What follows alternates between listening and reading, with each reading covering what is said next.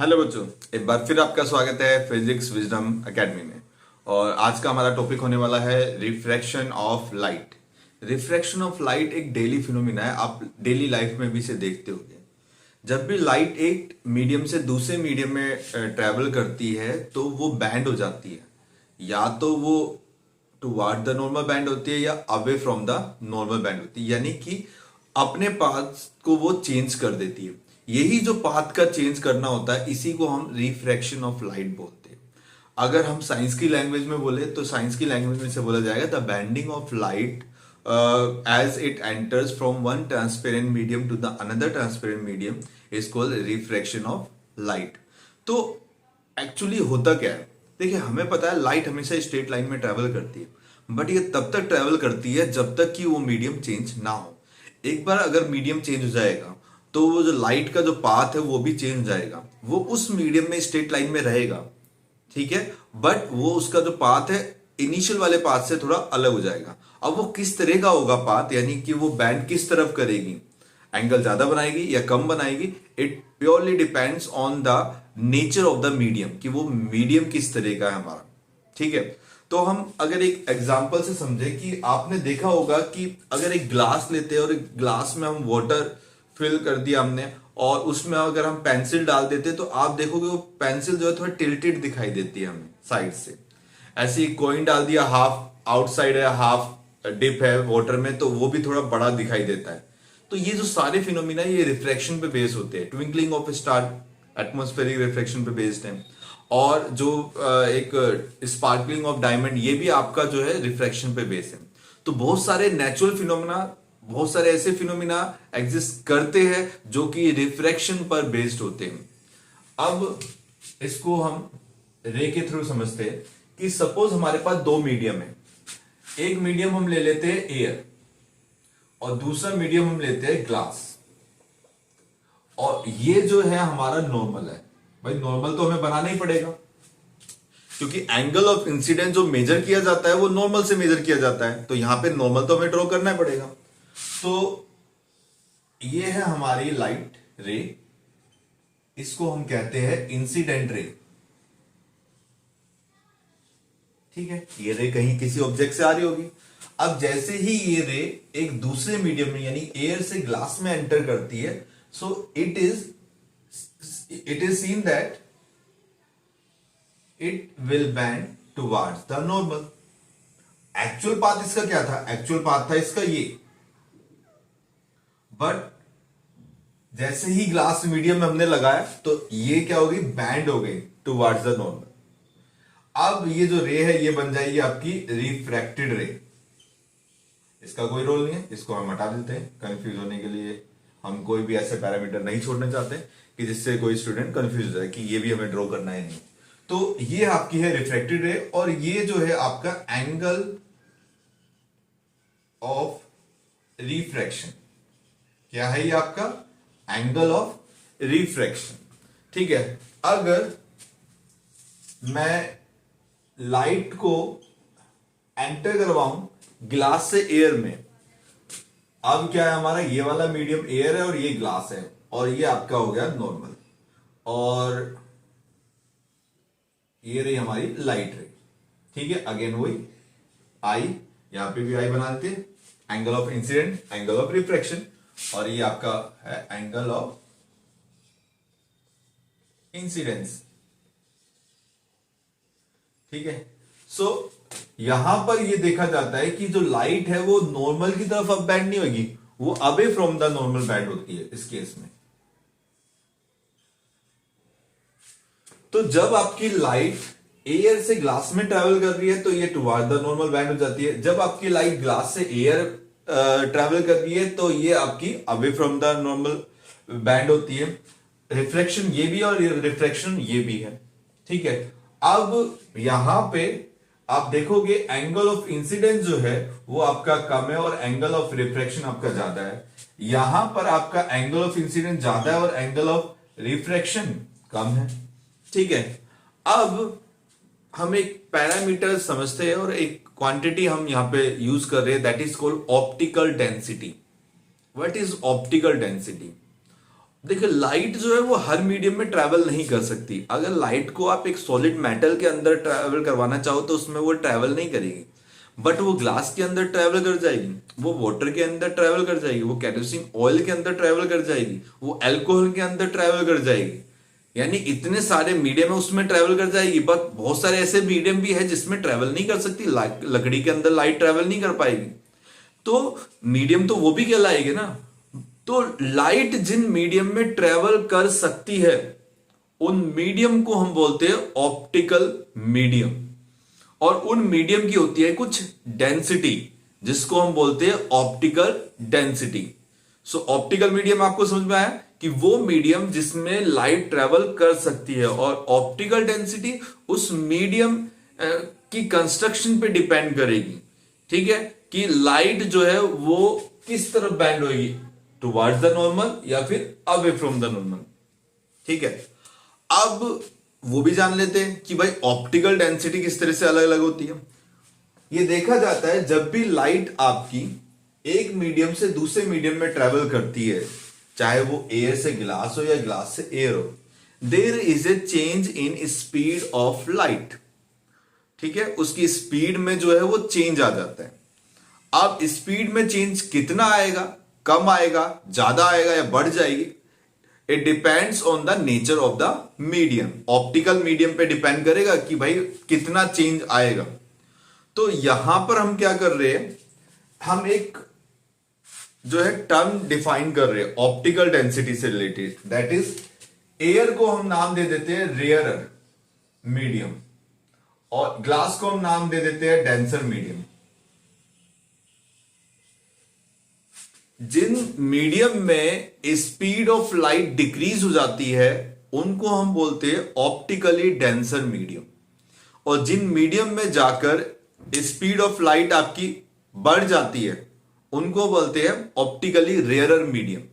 तो यहां पर एयर जो है वो ऑप्टिकली रेयरर मीडियम है और जो ग्लास है वो ऑप्टिकली डेंसर मीडियम है।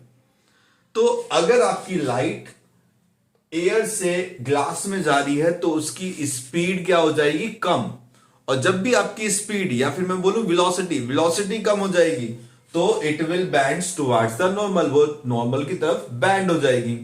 अब ग्लास और एयर के केस में क्या होता है, जब आपकी लाइट ग्लास से एयर में जाती है तो ग्लास यहां पे कौन सा मीडियम है, ऑप्टिकली डेंसर मीडियम, और एयर आपका कौन सा मीडियम है, ऑप्टिकली रेयर मीडियम। तो जब भी आपकी लाइट डेंसर मीडियम से रेयर मीडियम में ट्रेवल करेगी तो वेलोसिटी जो है वो इंक्रीज हो जाती है। ठीक है, वेलोसिटी क्या हो जाती है, इंक्रीज हो जाती है। तो इस केस में आपकी जो रे है, ये जो रे है, it will bend away from the normal. That is why here angle of incidence is less than angle of refraction, and here angle of incidence is greater than angle of refraction.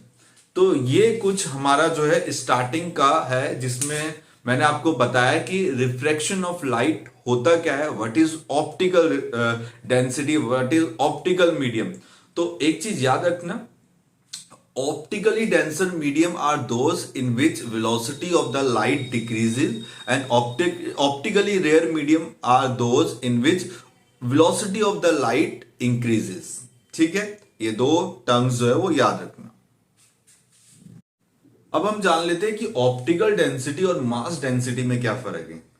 Optical density is related to the light, कि light कितना travel कर सकती है एक medium में, वो हमारा depend करता है किस पर, ऑप्टिकल डेंसिटी पर। ठीक है, और मास डेंसिटी जो है वो डिपेंड करती है मॉलिक्यूल्स पर, कि कितने उसमें मॉलिक्यूल्स है पर यूनिट वॉल्यूम में। Mass density and optical density दोनों अलग चीज है, एक नहीं है। अगर आप ये समझ रहे हो कि डेंसिटी लिखा हुआ है दोनों में तो दोनों सेम है, तो ऐसा बिल्कुल नहीं है। ऑप्टिकल डेंसिटी और मास डेंसिटी दो अलग अलग फिजिकल क्वांटिटीज हैं। ऑप्टिकल डेंसिटी रिलेट करती है लाइट से, मास डेंसिटी रिलेट करती है मास से। अब मैं आपको एक चीज बताता हूं कि हम कैसे फर्क निकालते हैं। देखिए, ऑप्टिकल डेंसिटी में बेसिकली हम जो है रिलेट करते हैं वेलोसिटी से, कि अगर किसी की ऑप्टिकल डेंसिटी ज्यादा है तो लाइट की वेलोसिटी में चेंज आएगा, change in velocity, change in velocity. तो अगर ये डेंसर मीडियम है और एक ले लेते हैं हम रेयर। डेंसर मीडियम है तो जो वेलोसिटी है वो आपकी डिक्रीज हो जाएगी, यानी एक रेयर मीडियम से डेंसर मीडियम में जा रही है तो वेलोसिटी डिक्रीज होगी, और अगर वो रेयर मीडियम में जा रही है तो वेलोसिटी इस केस में इंक्रीज हो जाएगी। हम देखें अगर कैरोसिन की जो ऑप्टिकल डेंसिटी होती है वो वाटर से ज्यादा होती है। Optical density of kerosene is greater then optical density of water. ठीक है, ऑप्टिकल डेंसिटी जो होती है कैरोसिन की वो वाटर की ऑप्टिकल डेंसिटी से ज्यादा होती है। ओके, बट अगर हम मास डेंसिटी की बात करें तो मास डेंसिटी जो होती है ना वाटर की, वो कैरोसिन से ज्यादा होती है। आपने देखा होगा कि जब हम कैरोसिन को वाटर पर पुट करते हैं, ठीक है, तो कैरोसिन जो है वो फ्लोट करता है वाटर पे, और फ्लोट वही कर सकता है जिसकी डेंसिटी कम हो, जिस पर आप फ्लोट करवा रहे हो। तो एक्चुअली में होता क्या है कि the mass density of kerosene is less then the mass density of water, but the optical density जो होती है कैरोसिन की वो वाटर से ज्यादा होती है। सो ये जो एग्जाम्पल मैंने आपको दिया है ना, this is the example which shows that why optical density and mass density are two different terms.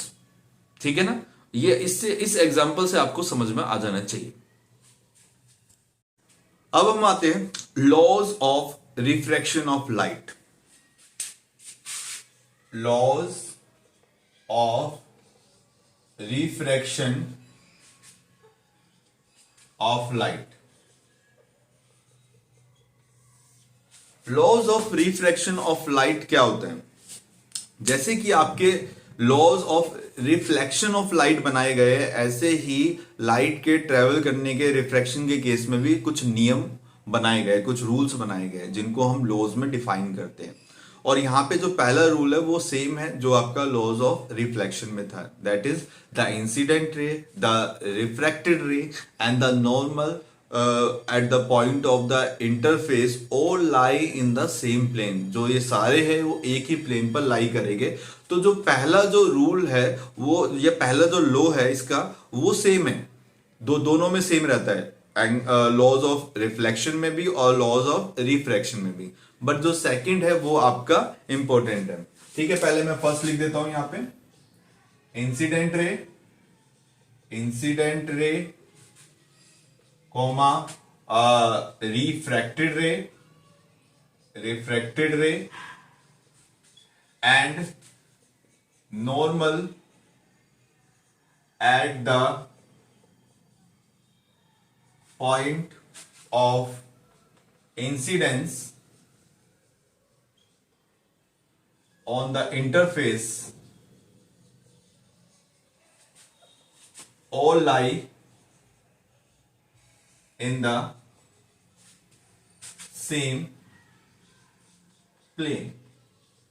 ठीक है, जो ये सारे हैं ये आपके सेम प्लेन पर लाई करेंगे। सो अब हम आते हैं अपने सेकंड लॉ पे।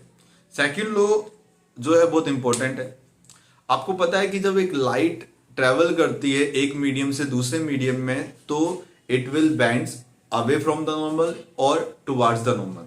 अच्छा, एक चीज मैं बताना भूल गया कि जब लाइट आपकी नॉर्मल के अलोंग ट्रेवल करती है, चाहे वो रिफ्लेक्शन हो चाहे वो रिफ्रैक्शन हो, उन दोनों ही केसेस में लाइट जो है वो सेम पाथ ट्रेवल करती है। रिफ्लेक्शन में तो बाउंस बैक हो जाती है, इसमें जिस पाथ में या जिस डायरेक्शन में वो मूव कर रही है उसी डायरेक्शन में वो मूव करती रहेगी। ऑब्लिकली इंसिडेंट होना बहुत जरूरी होता है रिफ्रैक्शन के लिए भी। अगर आप सीधे देखोगे तो आपको कोई भी रिफ्रैक्शन नहीं मिलेगा। ठीक है, इसका भी मैं रीजन आपको बाद की क्लासेस में बता दूंगा जब हम रिफ्रैक्टिव इंडेक्स को और डिटेल में पढ़ेंगे। तो यहां पर जो है हम ये देखते हैं कि एंगल जो है वो आपके अलग अलग होते हैं, तो उसी से रिलेटेड जो है हमारा ये वाला लॉ जो है वो बनाया गया है। और ये लॉ हमें कहता है कि the ratio of sine of angle of incidence to the sine of angle of refraction is equal to constant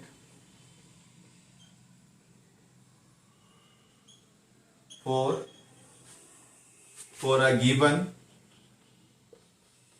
pair of media, that is sine I divided by sine R is equal to constant,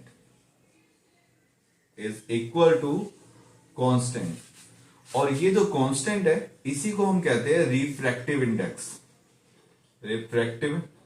index of the medium,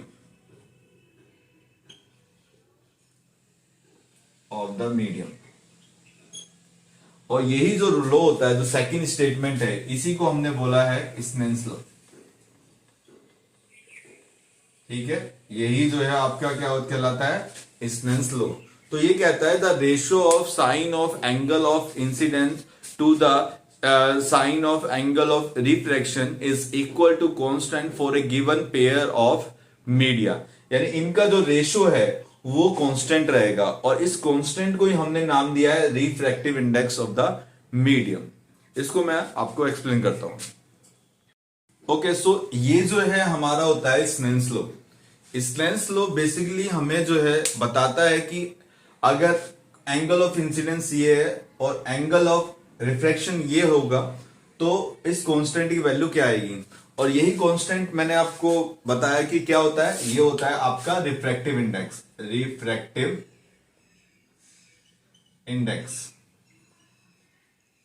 ठीक है, तो अब refractive index क्या होता है इसको हम जान लेते हैं। रिफ्रैक्टिव इंडेक्स आपका रिलेट करता है ऑप्टिकल डेंसिटी से। ठीक है, रिफ्रैक्टिव इंडेक्स जो है वो आपका रिलेट करता है ऑप्टिकल डेंसिटी से। कोई लाइट कितना बैंड होगी किस मीडियम में, it depends on the refractive index. ठीक है, अब मैं आपको बताता हूं कैसे। सपोज हमारे पास ये लाइट रे है, ठीक है, इंसिडेंट रे है, ठीक है, और ये आपकी एक मीडियम से दूसरे मीडियम में ट्रेवल कर रही है। तो हर मीडियम का अपना अपना एक रिफ्रैक्टिव इंडेक्स होता है दूसरे के रिस्पेक्ट में। तो अगर इसकी वेलोसिटी कम हो जाती है तो हम ये कहते हैं कि इसका रिफ्रैक्टिव इंडेक्स ज्यादा होगा। जिस मीडियम का रिफ्रैक्टिव इंडेक्स ज्यादा होगा उसमें स्पीड ऑफ लाइट उतनी ही कम हो जाएगी, और जिस मीडियम का रिफ्रैक्टिव इंडेक्स जितना कम होगा उसमें स्पीड बढ़ जाएगी। बट वैक्यूम के रिस्पेक्ट में हम जो है यहां पर देखते हैं, तो अगर हमारी जो लाइट है वो इस तरह से बैंड हो जाती है, ठीक है, इस तरह से क्या हो जाती है, बैंड हो जाती है, तो हम ये देखते हैं कि इसका रिफ्रैक्टिव इंडेक्स ज्यादा हो रहा है, इसका कम होगा। तो रिफ्रैक्टिव इंडेक्स निकालेंगे कैसे? लेट अस सपोज ये जो एंगल है आई, ये आपका है 45 डिग्री, और ये वाला जो एंगल है ये आपका हो गया 30 डिग्री, और अब हमें क्या है, रिफ्रैक्टिव इंडेक्स फाइंड आउट करना है। तो रिफ्रैक्टिव इंडेक्स को हम शो करते हैं एन से। तो एन आपका हो गया sine i divide by sine r. ठीक है, तो अब एंगल की वैल्यू पुट करते हैं 45 डिग्री, और आर आपका है 30 डिग्री, तो ये हो गया 1/√2 divide by 1/2 which is equal to 2/√2, और ये आपका इक्वल आ जाएगा √2 में, यानी कि रिफ्रैक्टिव इंडेक्स आया आपका 1.41। √2 की वैल्यू 1.41 होती है, तो ये 1 से ज्यादा है। ये आपका सपोज एयर था, ये आपका कुछ ग्लास या कैरोसिन हो गया, तो इसमें आपका जो है स्पीड जो है वो कम होगी। तो ये आपको क्या बता रहा है, ये बता रहा है कि जो इसका रेशियो है वो हमेशा हमें इतना मिलेगा। ठीक है, 1/1 डिवाइड बाय 100, और ये कांस्टेंट रहेगा, यानी कि हर बार इस पर्टिकुलर, ये कोई भी मीडियम हो, ये कोई भी आपका क्या हो, मीडियम हो, 1 हो, और ये मीडियम आपका क्या हो, 2 हो, तो कोई भी मीडियम हो, ये दोनों मीडियम किसी भी एंगल से आ जाए, ये अब एंगल चेंज कर दिया आपने 60 कर दिया, ये 25 हो गया, रेशो आपको ये मिलेगा। 141 divide by 100। Her bar angle को आप चेंज कर दो तो एंगल ऑफ रिफ्रैक्शन भी चेंज हो जाएगा, बट इसका जो रेशियो है वो हरदम आपको 141 डिवाइड बाय 100 ही मिलेगा। तो this is the explanation of refractive index की रिफ्रैक्टिव इंडेक्स क्या बताता है। तो अब ये दोनों जो मीडियम है हमारे, उनके लिए इसकी वैल्यू क्या हो जाएगी, कांस्टेंट हो जाएगी। तो रिफ्रैक्टिव इंडेक्स हमें इस तरह से नॉलेज देता है एक मीडियम की। अब रिफ्रैक्टिव इंडेक्स को क्या हम इसी तरह से डिफाइन करते हैं? नहीं, रिफ्रैक्टिव इंडेक्स को भी समझने के और भी बहुत सारे तरीके, इसके और भी फॉर्मूले, वो हम जान लेते हैं अभी नेक्स्ट। अब हम जान लेते हैं कि रिफ्रैक्टिव इंडेक्स क्या होता है। रिफ्रैक्टिव इंडेक्स को हम वेलोसिटी की टर्म्स में भी डिफाइन करते हैं, और वेलोसिटी की टर्म्स में जब हम डिफाइन करते हैं तो हम दो तरह के रिफ्रैक्टिव इंडेक्स पढ़ते हैं। एक होता है हमारा रिलेटिव रिफ्रैक्टिव इंडेक्स और एक होता है हमारा absolute refractive index. Relative refractive index जो होता है उसको हम डिफाइन करते हैं speed of light in medium 1 divide by speed of light in medium 2। Medium 1 और 2 जो मैंने अभी बताए थे इससे पहले वाले डायग्राम में, और ये हम ले लेते हैं V1 डिवाइड बाय V2। तो ये हमारा हो जाएगा 2 1। देखो ये मैं 2 1 मैंने क्यों लिखा है, क्योंकि रिफ्रैक्टिव इंडेक्स जो है दूसरे मीडियम के रिस्पेक्ट में बताया जाता है। तो यहां पर अगर मैं इसको बोल रहा हूं N2 1, इसका मतलब है this is refractive index of medium 2 with respect to 1। ये जो रिफ्रैक्टिव इंडेक्स है वो 1 के रिस्पेक्ट में है। अगर मैं इसको कर देता 1 2 तो ये हो जाएगा आपका V2 डिवाइड बाय V1, और अब ये हो जाएगा आपका refractive index of medium 1 with respect to 2। ठीक है, ये कोई भी मीडियम हो सकते हैं आपके, बट जब हम एक मीडियम को फिक्स कर देते हैं और उस मीडियम को या तो वैक्यूम बना ले या फिर हम एयर, देखिए वैक्यूम और एयर का जो रिफ्रैक्टिव इंडेक्स होता है बहुत क्लोज होता है।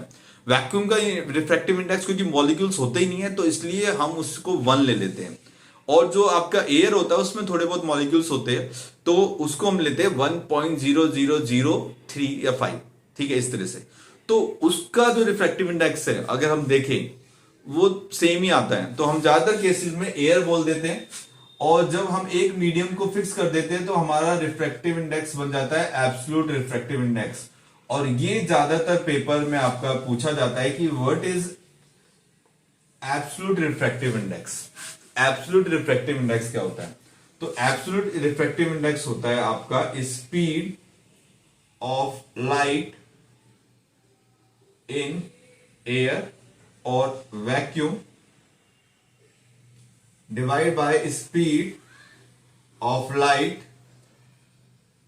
इन मीडियम। यानी कि यहां पर आपने क्या किया है, एक मीडियम को फिक्स कर दिया एयर। अब ये दूसरा मीडियम आपका कुछ भी हो सकता है। अब स्पीड जो होती है लाइट की वो हम सी से हम डिनोट करते हैं। ठीक है, स्पीड जो होती है लाइट की वो हम सी से डिनोट करते हैं, और वी से जो है मीडियम की। आपको ये भी पता होगा कि light always travel in a medium with in A vacuum with 3 into 10 raised to power 8 meter per second, and this is the maximum speed of a light with which is travel in the medium। इससे ज्यादा speed से वो किसी medium में travel नहीं कर सकती। तो आपकी जो ये वाली जो मीडियम है, ये वाला जो मीडियम है, इसकी वेलोसिटी कभी भी इससे ज्यादा तो हो नहीं पाएगी, इक्वली हो पाएगी, तो इक्वल तो 1 हो जाएगा, बट हरदम इससे क्या आएगी, कम आएगी।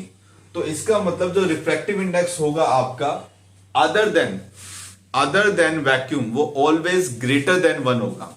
तो वैक्यूम के अलावा जितने भी मीडियम है हमारे पास इस नेचर में, अर्थ पर, जिनमें लाइट ट्रेवल कर सकती है, उनका रिफ्रैक्टिव इंडेक्स हमेशा 1 से ज्यादा होगा। ठीक है, 1 से क्या होगा, ज्यादा होगा अपने। और कुछ रिफ्रैक्टिव इंडेक्स में बता भी देता हूं, जैसे कि आपका वाटर हो गया, वाटर के लिए 1.33 होता है, ग्लास के लिए 1.55 होता है, कैरोसिन के लिए 1.4 के अराउंड होता है। जो डायमंड होता है उसका रिफ्रैक्टिव इंडेक्स अराउंड 2.42 होता है और उसका रिफ्रैक्टिव इंडेक्स बहुत ज्यादा होता है। इसी प्रॉपर्टी की वजह से डायमंड की इसी प्रॉपर्टी की वजह से डायमंड जो इतना स्पार्क करता है, लाइट एक बार उसमें एंटर कर जाती है तो उसमें मल्टीपल रिफ्लेक्शन होते हैं। एंटर करने के लिए तो रिफ्लेक्शन चाहिए ना, तो मल्टीपल उसमें रिफ्लेक्शन होते हैं जिसको हम बोलते हैं इंटरनल रिफ्लेक्शन। और उसकी वजह लाइट जो है उस डायमंड में अंदर ही अंदर घूमती रहती है और इतना फिर वो ब्राइट चमकता है। ठीक है ना, ब्राइट दिखता है हमें। तो इस फॉर्मूले को याद रखना। एक चीज और है, refractive index has no unit. Refractive index की कोई भी यूनिट नहीं होती। अब मैं रिफ्रैक्टिव इंडेक्स और ऑप्टिकल डेंसिटी को कंपेयर कर दूं। कंपेयर क्या, रिलेट करना है। जिस मीडियम की ऑप्टिकल डेंसिटी जितनी ज्यादा होगी उसका उतना ही ज्यादा रिफ्रैक्टिव इंडेक्स होगा, और जिस मीडियम का जितना ज्यादा रिफ्रैक्टिव इंडेक्स होगा वेलोसिटी उतनी ही कम होगी। ठीक है, और जिस मीडियम का ऑप्टिकल डेंसिटी कम होगी तो उसका रिफ्रैक्टिव इंडेक्स भी कम होगा, और दूसरे मीडियम के कंपैरिजन में वहां पे वेलोसिटी ज्यादा होगी। वैक्यूम से ज्यादा नहीं हो सकती, बस एक दूसरे मीडियम से अगर हम कंपेयर करें तो उसमें चेंज आ सकता है। ओके, तो ये था हमारा refraction of light, laws of refraction, optical density, और लास्ट का था हमारा refractive index of a medium. तो मैंने आपको सारा कुछ एक्सप्लेन कर दिया। अगर आपको अच्छा लगा तो प्लीज इसको लाइक, सब्सक्राइब एंड शेयर जरूर कर दीजिए। Thank you.